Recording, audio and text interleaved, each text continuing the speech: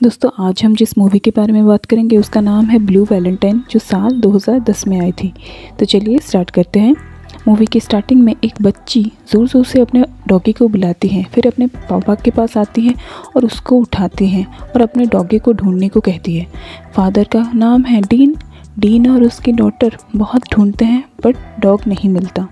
फिर डीन और उसकी बेटी जाते हैं और उसकी मम्मी को उठाते हैं जिसका नाम है सिंडी, जो कि सो रही होती है। यहाँ से पता लगता है कि सिंडी थोड़ी सी चिड़चिड़ी से रहती है, शायद क्योंकि उसको घर का काम भी करना पड़ता है और बाहर उसका जॉब भी है, क्योंकि सिंडी एक हॉस्पिटल में नर्स होती है।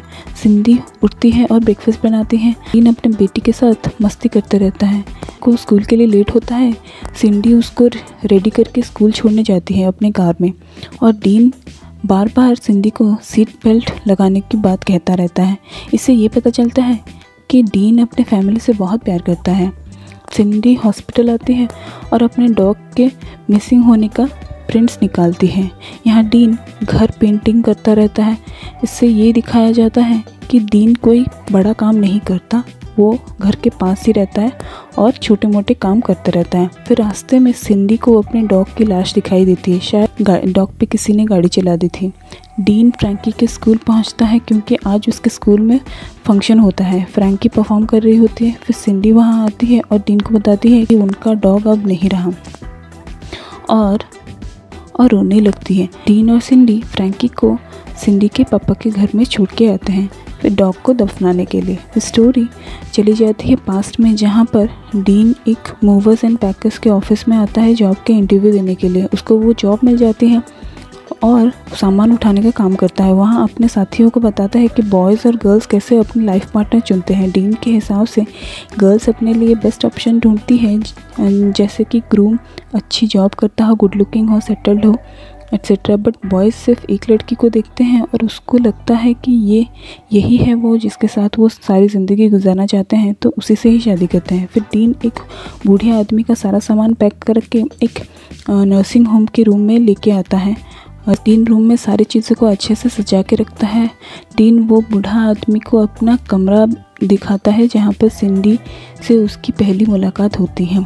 फिर स्टोरी आ जाती है प्रेजेंट में और डीन अपने डॉग को दफना कर बहुत सैड होता है। सिंडी उसको गले से लगा लेती है। अचानक से डीन को ये आइडिया आता है कि इनको कहीं बाहर घूमने जाना चाहिए और वो फ़ोन करके एक होटल रूम में रूम ले लेता है। सिंडी ये सब के लिए राज़ी नहीं होती है पहले, बाद में डीन के ज़िद के आगे वो मान जाती है। फिर रास्ते में सिंडी एक शॉपिंग मॉल में जाती है और डीन बाहर वेट करता रहता है। मॉल में सिंडी की मुलाकात बॉबी से होती है और वो लोग एक दूसरे का हालचाल पूछते हैं। बॉबी सिंडी के कॉलेज में ही था, सिंडी का एक्स बॉयफ्रेंड भी। फिर सिंडी बाहर आती है और डीन और सिंडी गाड़ी में बैठकर होटल के लिए निकल जाते हैं। रास्ते में सिंडी डीन को बॉबी से मिलने की बात शॉपिंग मॉल में बताती है, जिससे डीन काफ़ी गुस्सा करता है। वहाँ पे उन लोगों के काफ़ी आर्ग्यूमेंट्स होते हैं। फिर सिंडी डीन से अपोलोजाइज़ करती है बट डीन इग्नोर कर देता है। सिंडी गाड़ी के बाहर आकर रोने लगती है। फिर सीन पास्ट में चली जाती है और पास्ट में सिंडी और बॉबी एक दूसरे के बॉयफ्रेंड गर्लफ्रेंड थे और ये लोग क्लास के बाद इंटीमेट होते हैं, जहाँ पर सिंडी गुस्सा करती है बॉबी के ऊपर। सिंडी घर आती है और वहाँ उसके फादर उसकी मदर पे गुस्सा करते हैं। ये सब सिंडी बचपन से देखती आ रही है। वो अपनी ग्रैंड मॉम से कहती है कि उसे एक अच्छा लाइफ पार्टनर चाहिए और वो नहीं चाहती कि उसकी हालत उसके पेरेंट्स जैसी हो। फिर सिंडी के ग्रैंड मॉम की तबीयत ख़राब हो जाती है और उसकी वजह से उनको एक नर्सिंग होम में एडमिट किया जाता है, जहाँ सिंडी अपने ग्रैंड मदर का खूब ख्याल रखती है। वहीं पर उसकी मुलाकात डीन से होती है। डीन सिंडी से उसका नाम पूछता है पर सिंडी नहीं बताती। फिर डीन सिंडी को अपना नंबर देता है पर सिंडी कभी कॉल नहीं करती। सिंडी अपने ग्रैंड मदर के ठीक होने के बाद उनको घर ले आती है। वहाँ उनकी मुलाकात बॉबी से होती है। बॉबी आता है अपोलोजाइज़ करने के लिए बट सिंडी इग्नोर कर देती है। यहाँ डीन अपने फ्रेंड्स को बताता है कि उसको सिंडी से लव एट फर्स्ट साइट हो गया है। फिर एक दिन डीन को सिंडी दिख जाती है बस के अंदर। फिर वो सिंडी के पास जाके साइड वाले सीट पे बैठ जाता है। बस में डीन सिंडी से बहुत सारी बातें करता है और वो लोगों को एक दूसरे की कंपनी अच्छी लगती है। ये लोग बाहर आते हैं, साथ में चलने लगते हैं, जहाँ डीन सिंडी को कॉम्प्लीमेंट करता है एंड वो लोग गाना गाते हैं, डांस करते हैं और खूब मस्ती करते हैं। ऐसे ही ये लोग रोज़ मिलने लगते हैं। एक दिन गुजर जाता है और सिंडी को एक दिन पता चलता है कि वो प्रेग्नेंट है। फिर सिंडी डीन से मिलती है और उसको बताती है कि वो प्रेग्नेंट है। ये सुनकर डीन बहुत खुश होता है, बट सिंडी बताती है कि वो श्योर नहीं है कि वो बच्चा डीन का है भी या नहीं। तो डीन ये सुनकर बहुत गुस्सा करता है और सिंडी से पूछता है कि बच्चे का क्या करना है। सिंडी बच्चे को अबॉर्ट करना चाहती थी, इसीलिए वो क्लिनिक आती है। उसके पीछे पीछे डीन भी आता है। डीन बाहर वेट करता है और सिंडी आके बाहर बताती है कि वो बच्चा अबॉर्ट नहीं कर पाई। ये सुनकर डीन उसको गले से लगा लेता है और ये सजेस्ट करता है कि उन दोनों को जल्द से जल्द शादी कर लेनी चाहिए। फिर एक दिन बॉबी आके डीन को मारने लगता है, क्योंकि उसको डीन और सिंडी के बारे में पता चल गया होता है। फिर प्रेजेंट में ये लोग होटल पहुंचते हैं, जहां डीन रोमांटिक होने की कोशिश करता है, पर सिंडी अवॉइड करती रहती है। सिंडी डीन से उसके करियर चॉइसेस को लेकर सवाल पूछती है कि क्यों कोई एम्बिशन नहीं है डीन का, जिसके जवाब में डीन कहता है कि वो अपने फैमिली के साथ रहना चाहता है, अपने बच्चे और बीवी के पास, इसीलिए वो ज़्यादा दूर जाके कोई अच्छा जॉब नहीं कर पाता। फिर सिंडी से एक दूसरे बच्चा करने की बात कहता है, लेकिन सिंडी नहीं चाहती। उनके बीच में आर्ग्यूमेंट्स बढ़ते रहते हैं और सिंडी अपने रूम में जाकर अंदर से रूम लॉक कर देती है। डीन बाहर से आवाज़ देता है, पर सिंडी दरवाज़ा नहीं खोलती। ड्रंक होके डीन वहीं रूम के बाहर ही सो जाता है। फिर सिंडी सुबह उठती है और डीन को ना उठाकर अपने क्लिनिक आ जाती है। फिर जब डीन उठता है तो सिंडी वहाँ पर नहीं होती है, तो वो बहुत गुस्सा करता है और सिंडी के क्लिनिक आता है। वहाँ पे सिंडी से आर्ग्यूमेंट शुरू कर देता है नशे की हालत में।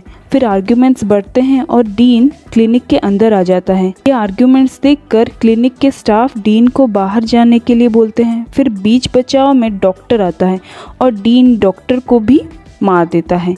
ये देखकर सिंडी डीन को मारने लगती है। डॉक्टर सिंडी को फायर कर देता है। फिर ये लोग बाहर आते हैं और सिंडी डीन से डिवोर्स लेने की बात कहती है। ये सुनकर डीन बहुत ज़्यादा गुस्सा करता है और अपने वेडिंग रिंग को निकाल कर बाहर फेंक देता है। फिर वो दोनों गाड़ी में बैठते हैं। सडनली डीन गाड़ी से उतर जाता है और अपने वेडिंग रिंग को ढूंढने लगता है। मतलब वो गुस्से में काम तो कर देता है, बट अपनी वाइफ से बहुत प्यार भी करता है। फिर स्टोरी पास्ट में चली जाती है, जहाँ डीन सिंडी के घर आता है। वो लोग फैमिली के साथ डिनर करते हैं और क्वालिटी टाइम स्पेंड करते हैं। फिर सिंडी रेडी होती है अपने मैरिज के लिए डीन के साथ, और उसका बेबी बम्प भी थोड़ा थोड़ा दिखने लगता है। ये दोनों ने फिर शादी कर ली और उस टाइम बहुत ज़्यादा खुश थे। बट शादी के इतने सालों बाद आज उनके बीच में फ़ाइट्स बढ़ती ही जा रही है। सिंडी फ्रैंकी को लेकर अपने फादर के घर आ जाती है। वहाँ डीन पहुँच के सिंडी से अपोलोजाइज़ करता है। उन दोनों की शादी की कसमों को याद दिलवाता है सिंडी को और बहुत रोता है। लेकिन सिंडी अपने डिसीजन पर कायम रहती है। डीन को उसको छोड़ने के अलावा और कोई रास्ता नहीं होता है।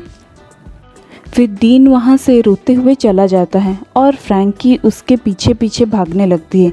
डीन रोते हुए फ्रैंकी को अपने मम्मी के पास भेज देता है और खुद चला जाता है।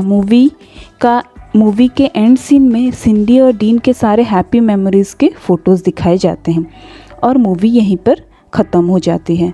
दोस्तों, ये कहानी ज़्यादातर मैरिड कपल्स की होती है, जहाँ पर शादी से पहले उनके बीच में बहुत प्यार होता है, लेकिन शादी के सालों बाद वो लोग वो प्यार को बरकरार नहीं रख पाते हैं। तो ये मूवी आपको कैसी लगी कमेंट करके ज़रूर बताइएगा। मिलूँगी आपसे नेक्स्ट वीडियो में।